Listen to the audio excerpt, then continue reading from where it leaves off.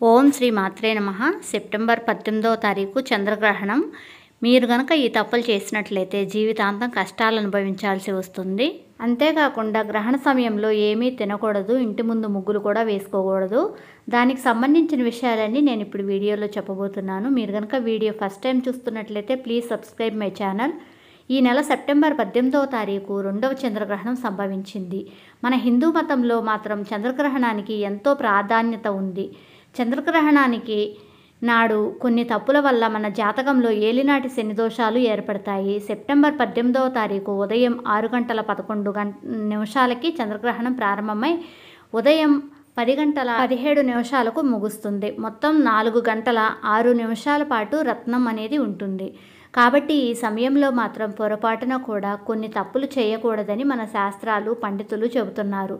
ఒకవేళ చేస్తే మాత్రం జీవితాంతం కష్టాలను అనుభవించాల్సిందే. ముఖ్యంగా గ్రహణ సమయానికి ముందే టిఫిన్లు, మిగతా తినుబండారాలు ఏదైనా సరే ఉంటే తయారు చేసుకుని తినేసేయండి. ఈ గ్రహణ సమయంలో మాత్రం వంటగదిలో ఏ పనులు అనేది చేయకూడదు.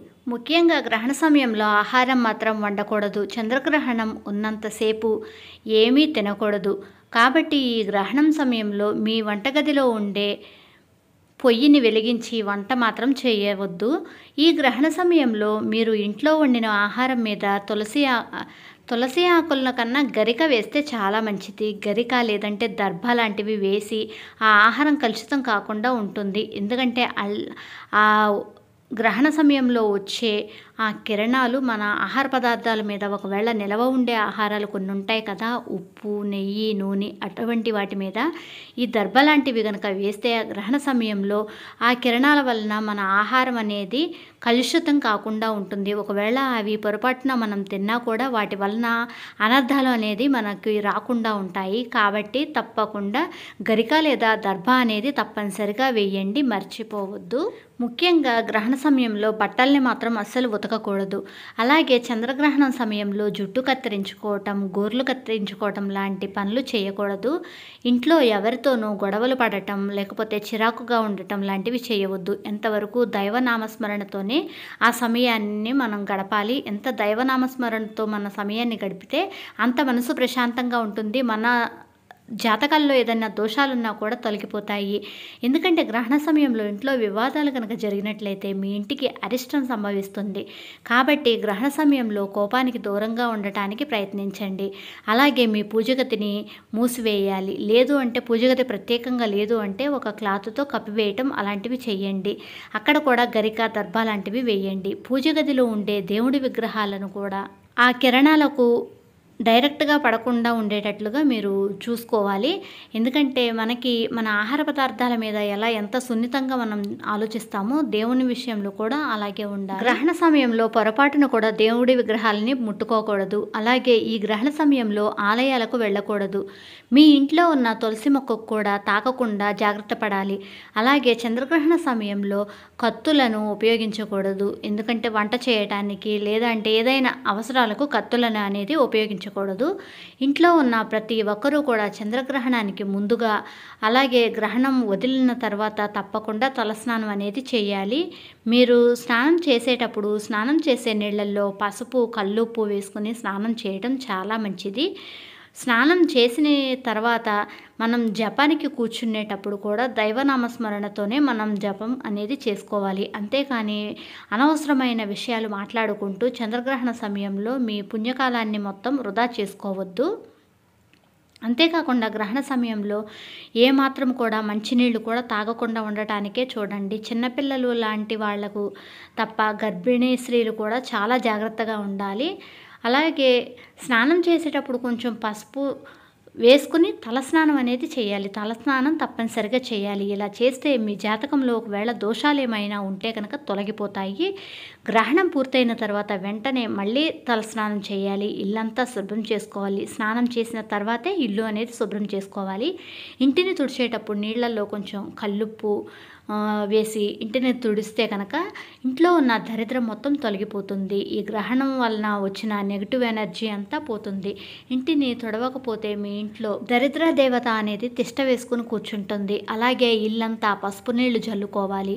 ముఖ్యంగా ఈ గ్రహణ సమయంలో భార్యాభర్తలు కలవకూడదు. మీకున్న ఆర్థిక ఇబ్బందులన్నీ తొలగిపోవాలి, డబ్బు సమస్యలన్నీ పోవాలి అంటే కనుక చంద్రగ్రహణం రోజున సాయంత్రం సమయంలో మీ పూజ గదిలో ఆవు నెయ్యితో దీపాన్ని వెలిగించండి. ఇలా గనక దేవునికి పూజ చేస్తే ఆర్థిక కష్టాలన్నీ తొలగిపోతాయి. అలాగే గ్రహణ సమయంలో ఇంటి ముందు ముగ్గు అనేది వేసుకోకూడదు. ఎందుకంటే గ్రహణం రోజున ఇంటి ముందు ముగ్గు వేస్తే ఇంట్లోకి చెడు శక్తులను ఆకర్షిస్తాయి అని మన శాస్త్రాలు చెప్తున్నాయి. మన నమ్మకం కూడా. మన పురాతన కాలం నుండి కూడా మనకి పెద్దలు అలాగే చెప్పారు. కాబట్టి గ్రహణం రోజున ముగ్గు వేయటం అంత మంచిది కాదు.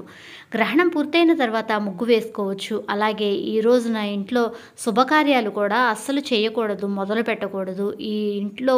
మీ ఇంట్లో తులసి మొక్క కనుక ఉంటే గ్రహణం పూర్తయిన తర్వాత తులసి మొక్క మీద పసుపు నీళ్లు చల్లుకోవటం మాత్రం మర్చిపోవద్దు. ఎందుకంటే తులసి మొక్క బయట ఉంటుంది కాబట్టి ఆ నెగిటివ్ ఎనర్జీ అంతా ఆ తులసి మొక్క మీద పడకుండా పసుపు నీళ్లు చల్లి శుద్ధి చేసుకోవాలి. అలాగే పూజ గదిలో కూడా పసుపు నీళ్లు చల్లి దేవుడి పటాలను శుభ్రం చేసుకోవాలి. ఇలా చేయటం వల్ల గ్రహణం వల్ల ఏర్పడిన నెగిటివ్ ఎనర్జీ అంతా పోయి ఈ గ్రహణం రోజున మనకి పాజిటివ్ ఎనర్జీ అనేది లోపలికి రావడానికి అవకాశం ఉంటుంది. గ్రహణం రోజున రాత్రిపూట చంద్రుడిని చూస్తూ మీ మనసులో ఏదైనా కోరిక కనుక ఉంటే చంద్రుడికి నమస్కారం చేస్తే మీరు అనుకున్న కోరికలు తప్పక నెరవేరుతాయి. అలాగే చంద్రగ్రహణం రోజున మీ ఇంటి ముందుకి ఏదైనా పక్షులు కానీ కాకులు కానీ వచ్చినట్లయితే వాటికి తప్పకుండా ఆహార గింజలు, బియ్యం గింజలు కానీ ఏదైనా గింజ ధాన్యాలు ఆహారంగా అనేది వెయ్యండి. ఇలా చేస్తే మీ పితృదేవతల ఆశీస్సులు కూడా మీ మీద ఎల్లవేళలా ఉండి మీరు కష్టాల బారిన పడకుండా అష్టైశ్వర్యాలతో జీవించేలాగా వారు దీవిస్తారు. ముఖ్యంగా ఈ రోజున మాంసాహారానికి దూరంగా ఉండాలి. మాంసాహారం తింటే మాత్రం జీవితాంతం ఆర్థిక ఇబ్బందులు పడవలసిందే. అలాగే ఈ గ్రహణం రోజున మీరు తినే ఆహారంలో ఉల్లి వెల్లుల్లి లేకుండా కూడా చూసుకోండి. ఈరోజు ప్రయాణాలు రద్దు చేసుకోవటం చాలా మంచిది. అత్యవసర ప్రయాణాలు గనక ఉంటే బయటకు చూడకుండా చాలా జాగ్రత్తగా దైవనామస్మరణతో ప్రయాణాలు అనేది చేస్తే చాలా మంచిది. ఆ రోజు పులగం అన్నం గనక మనం ఆహారంగా తిన్నట్లయితే చాలా మంచిది.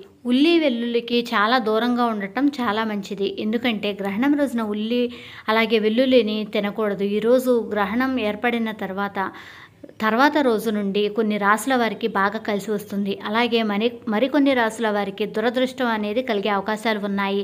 కాబట్టి కొన్ని నిషిద్ధ ఆహారాలు, నిషిద్ధ పనులు చేయకపోవటం వలన కొంచెం అదృష్టం అనేది కలిసి వచ్చే అవకాశం ఉంటుంది.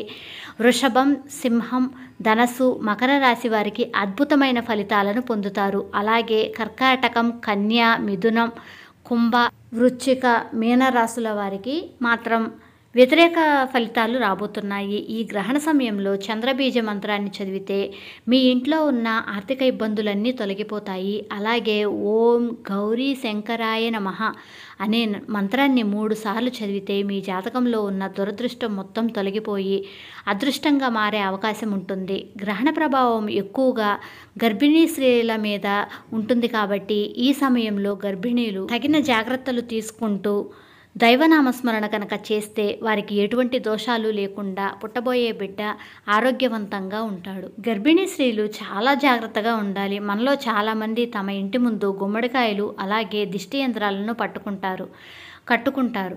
అయితే గ్రహణ సమయంలో మాత్రం మన ఇంటి ముందు ఉన్న దిష్టి యంత్రాలకు శక్తి నశిస్తుంది. కాబట్టి గ్రహణం పూర్తయిన తర్వాత ఇంటి ముందు తగిలించిన గుమ్మడికాయని కానీ దిష్టి యంత్రాలను కానీ తీసేసి కొత్తవి కనుక కట్టుకున్నట్లయితే మనకి అలాగే గ్రహణం నుండి వచ్చిన నెగటివ్ ఎనర్జీ అంతా పోయి ఆ గ్రహణం తాలూకా ఎటువంటి చెడు శక్తులు మన ఇంట్లోకి రాకుండా ఉంటాయి.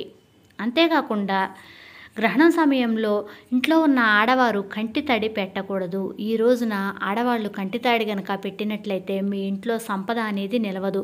లక్ష్మీ అమ్మవారికి ఆగ్రహం కలుగుతుంది. డబ్బు నీళ్లలాగా ఖర్చు అయిపోతాయి.